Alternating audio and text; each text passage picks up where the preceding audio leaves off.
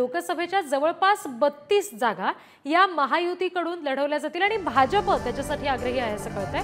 महाराष्ट्रातील 48 पैकी 32 जागा भाजप लढवू शकतं। 6 जागा अजितदादांच्या राष्ट्रवादीला, 10 जागा शिंदेंच्या शिवसेनेला मिळू शकतात। बारामती, शिरूर, सातारा, भंडारा, गोंदिया, रायगड आणि मावळ लोकसभा मतदारसंघ अजित पवार गटाला मिळणार असं सध्या म्हटलं जातंय। ही सध्या चर्चा आहे। आता दिल्लीतल्या विश्वसनीय नेत्यांकडून पुढारी न्यूजला ही जी माहिती मिळतीये ती प्रत्यक्षात भविष्यामध्ये खरी होते का हे पाहणं सुद्धा तितकंच महत्त्वाचं असेल। मात्र 32 जागा जवळपास भाजप लढवू शकतं लोकसभेसाठी। प्रतिनिधी शिवाजी काळे यांच्याकडून अपडेट्स घेऊयात। शिवाजी, कोण कोण नेमक्या ह्या जागा असतील कुठकुठल्या ज्या भाजपला मिळतील आणि त्या व्यतिरिक्त इतर 2 घटक पक्षांना नेमक्या किती जागा मिळू शकतात? साधारण जी माहिती मिळत आहे, शिंदे गटाला त्यांचे स्वतःचे जेवढे खासदार त्यांच्या सोबत आले त्यांच्या जागा देण्याची मागणी केली जात आहे। मात्र साधारण 10 जागा त्यांना दिल्या जातील अशी माहिती मिळते। मात्र सगळ्यात महत्त्वाचं होतं की ज्या पद्धतीने अजित पवार त्यांच्या सोबत आले ते अजित पवार यांना किती जागा मिळतील। तर अजित पवार यांचे ज्या ज्या ठिकाणी ताकद आहे त्याच मतदारसंघामध्ये त्यांना जागा मिळू शकतात। त्यांना 5 ते 6 जागा मिळण्याची शक्यता आहे। सगळ्यात महत्त्वाचं म्हणजे बारामतीमध्ये सुप्रिया सुळे यांच्या विरोधात त्यांच्याच घरातील सुनेत्रा पवार यांना तिकीट दिलं जाऊ शकतं। अन्यथा जर सुनेत्रा पवार यांना हे तिकीट दिलं जात नसेल तर ही जागा पुन्हा एकदा भाजप स्वतःकडे घेणार आणि या ठिकाणावरून जर आपण पाहिलं हर्षवर्धन पाटील यांची मुलगी अंकिता पाटील यांना ही जागेवरती उभं केलं जाऊ शकतं किंवा हर्षवर्धन पाटलांना या ठिकाणावरून निवडणूक लढण्याचं सांगितलं जाऊ शकतं। दरम्यानच्या काळामध्ये सुरुवातीपासूनच ही हर्षवर्धन पाटील या मतदारसंघामध्ये प्रयत्न करताना पाहायला मिळत होते।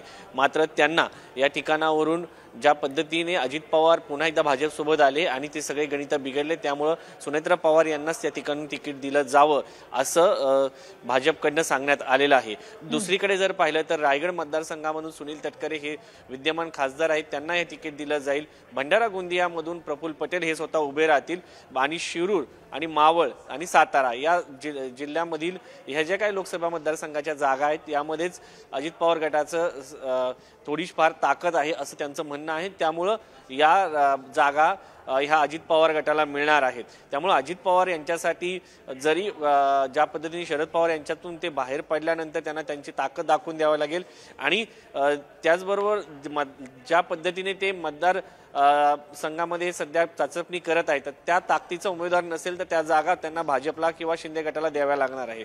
दुसरीकडे सरकारमध्ये सहभागी झाल्यानंतर अर्थ खातं 10 मंत्रीपदं हे सगळं दिल्यानंतर भाजपला देखील त्यांना लोकसभेमध्ये मदत करावी लागणार आहे। ज्या मतदारसंघामध्ये मदत झाली नाही त्याचं उत्तर अजित पवार गटाला थोडक्यात भाजपला देणं गरजेचं आहे। त्यामुळं अजित पवार यांच्यासाठी ही अत्यंत कठीण परिस्थिती आहे। जरी ते सरकारमध्ये आले असतील तर त्यांना त्यांचं सामर्थ्य दाखवून द्यावं लागणार आहे। त्यामुळे लोकसभा निवडणुकीमध्ये अजित पवार गटाचे ज्या ठिकाणी आमदार आहेत त्या मतदारसंघातून लोकसभेला कितपत मदत होते हे देखील पाहणं महत्त्वाचं आहे। अजित पवार गटाचे पॉकेट्स क्लस्टरच्या आज जी बैठक होणार आहे त्या बैठकीमध्ये देखील सांगितले जातील आणि अजित पवार सोबत आल्याने फायदा की तोटा याचं देखील उत्तर आजच्या बैठकीमध्ये दिल्ली येथे होणाऱ्या बैठकीमध्ये मिळणार आहे। त्यामुळे अजित पवार गटाला 6 जागा जरी साध्य दाखवल्या जात असतील तर ज्या ठिकाणी त्यांचा उमेदवार नसेल ती जागा पुन्हा एकदा भाजप किंवा शिंदे गटाला त्यांना द्यावी लागणार आहे।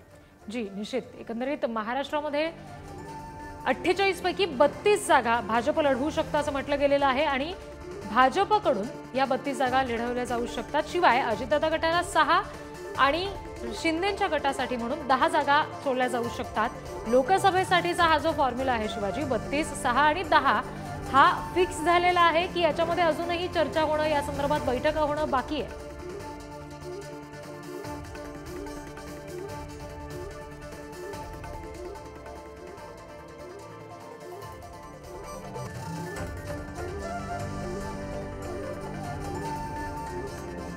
आपण सध्या एक महत्त्वाची बातमी बघतोय। दिल्लीतल्या विश्वसनीय नेत्यांनी पुढारी न्यूजला ही माहिती दिलेली आहे। महायुतीमध्ये भाजप लोकसभेच्या 32 जागा लढवू शकते आणि उरलेल्या जागांमध्ये 10 जागा शिंदे गटाला आणि 6 जागा अजितदादांच्या राष्ट्रवादीला मिळू शकतात। प्रतिनिधी शिवाजी काळे यांना आपण या संदर्भात आणखी तपशील विचारूयात। शिवाजी, आता आपण जसं बोलत होतो की 32, 10, 6 हा जर फॉर्म्युला असेल महायुतीचा लोकसभेसाठीचा तर तो आता ठरलेलं आहे, त्याच्यावर शिक्कामोर्तब झालंय की याबाबत चर्चा, बैठका या प्रकारचे अजून मुद्दे बाकी आहेत, अजून चर्चा होणं बाकी आहे? आज खऱ्या अर्थानं जो सर्वे झालेला असेल भाजपच्या वेगवेगळ्या कंपन्या थ्रू आलेला, तो हातात असेल भाजपच्या नेत्यांच्या. JP नड्डा राष्ट्रीय अध्यक्ष आहेत, त्यांच्या उपस्थितीत एक बैठक होते आणि राज्यातील नेत्यांना यासाठी पाचारण करण्यात आलेलं आहे. आता ही माहिती जे नेते ग्राउंड झिरोवरती काम करतात त्यांची माहिती आणि त्यांनी केलेला सर्वे आणि निवडणुकीमधील महत्त्वाचे मुद्दे याबद्दल जेव्हा मंथन होईल आणि महाराष्ट्रामध्ये एकनाथ शिंदे सोबत घेतल्यानंतर भाजपला फायदा झाला की तोटा, किंवा अजित पवार सोबत घेतल्यानंतर फायदा झाला की तोटा, आणि त्यांना किती जागा दिल्यानंतर त्यांचे निवडून येणं गरजेचं आहे, आणि जे उमेदवार निवडून येऊ शकत नाही त्यांना तिकीट दिलं जाणार नाही, हा फॉर्म्युला तीनही पक्षाला मान्य आहे. आणि ज्या मतदारसंघामध्ये तगडा उमेदवार त्याला तिकीट दिलं जाणार, भले तो कोणत्याही पक्षाकडनं असेल. सध्या जो फॉर्म्युला आपल्याला समोर येताना पाहायला मिळतोय, शिवसेनेला 10 जागा मिळणार आणि राष्ट्रवादी काँग्रेसला 6 जागा अजित पवार गटासाठी.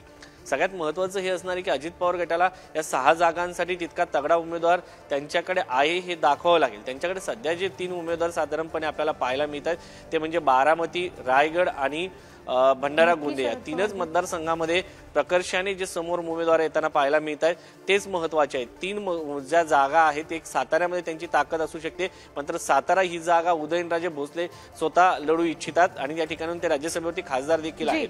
दुसरी या ठिकाणी जर आपण पाहिलं तर शरद पवार यांच्याकडनं निवडून आलेले या सगळ्या संदर्भात बोलण्यासाठी सध्या शरद पवार गटाच्या नेत्या विद्या चव्हाण आपल्याशी जोडल्या गेलेल्या आहेत. विद्या चव्हाणजी, महायुतीचा हा लोकसभेचा फॉर्म्युला आता समोर येताना दिसतोय. भाजप जवळपास 32 जागांसाठी अडून राहू शकतं आणि आता अजितदादांच्या गटाला 6 जागा मिळू शकतात. काय याच्या संदर्भात तुम्हाला वाटतंय?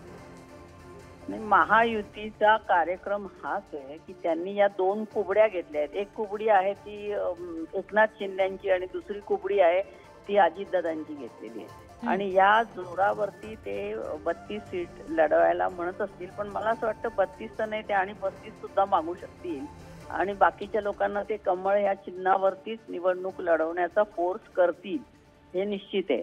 आता राहिलं अजितदादा गटाचा 6 सीट, तर त्या त्यांच्या दृष्टीने खूपच झाल्या, कारण त्यांचा इंटरेस्ट हा विधानसभेवरती आहे आणि म्हणून लोकसभेमध्ये त्यांच्याकडे एकच उमेदवार आहे सुनील तटकरे म्हणून.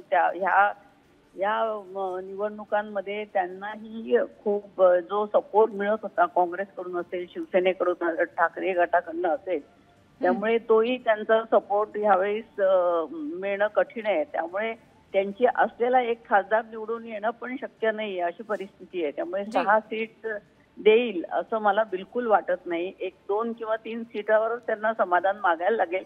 त्या बदल्यात ते विधानसभेच्या जास्ती सीट लढवण्याची शक्यता आहे आणि ते तसंच होईल. परंतु शिंदे गटाला सुद्धा 10 सीट देणं भाजपच्या जीवावर येईल आणि अनेक शिंदे गटातले लोक हे कमळ घेऊन लढण्याची शक्यता आहे. आणि राष्ट्रवादीच्या अजितदादा गटाला लोकसभेमध्ये इंटरेस्ट नाहीये. त्यांचा सगळा इंटरेस्ट जो आहे तो विधानसभेमध्ये त्यांनी कॉन्सन्ट्रेट केलेला आहे आणि म्हणून ही शक्यता नाकारता येत नाही. पण 6 मला वाटतं खूप जास्ती आपल्याला आकडा मिळालेला आहे. आज जरी असेल तर ते उद्या ते तेवढ्या सीट्स द्यायला तयार होणार नाही.